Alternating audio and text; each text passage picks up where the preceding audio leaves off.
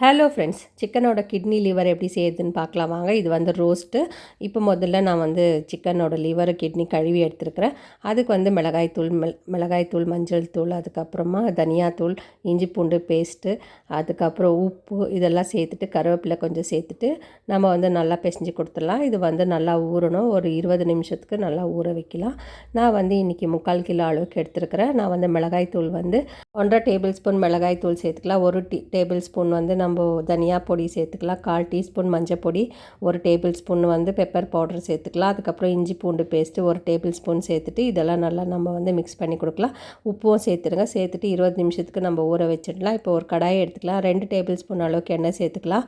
அதில் வந்து 3 லவங்கம், 2 பட்டை, 1 ஏலக்காய் சேர்த்துக்கலாம். சேர்த்துட்டு காஞ்ச மிளகாய் 2 சேர்த்துக்கலாம். நம்ம வந்து ரோஸ்ட்டு செய்கிறதுனால நம்ம காஞ்ச மிளகாய் சேர்த்துருக்குறோம். இப்போ ஊற வச்சிருக்கிற சிக்கன் லிவரும் அதுக்கப்புறம் கிட்னி எடுத்து நம்ம வந்து இந்த எண்ணெயில் சேர்த்துக்கலாம். சேர்த்துட்டு இதை வந்து நல்லா நம்ம வந்து ட்ரையாக முதல்ல நம்ம வந்து நல்லா ஃப்ரை பண்ணிக்கூடும். முதல்லையே நம்ம தண்ணி சேர்க்கக்கூடாது.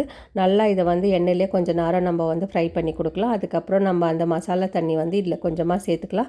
கொஞ்சமாக தண்ணி சேர்த்துக்கலாம். நிறைய தண்ணி சேர்க்கக்கூடாது. இதில் வந்து ஏற்கனவே தண்ணி வரும். இது வந்து நல்லா ஒரு முறை மிக்ஸ் பண்ணிவிட்டு நம்ம வந்து ஒரு 10 நிமிஷத்துக்கு மூடி போட்டு அப்படியே வேக வைக்கலாம். இது வந்து மூடி போட்டு வேக வச்சுட்டு அதுக்கப்புறம் நம்ம மூடி ஓப்பன் பண்ணி பார்த்தோம்னா இன்னும் கொஞ்சம் தண்ணி இதுலேயே வந்திருக்கும். இந்த தண்ணியெல்லாம் ஃபுல்லாக ட்ரை ஆகிற வரைக்கும் நம்ம வந்து ஓப்பன்லேயே விடலாம்.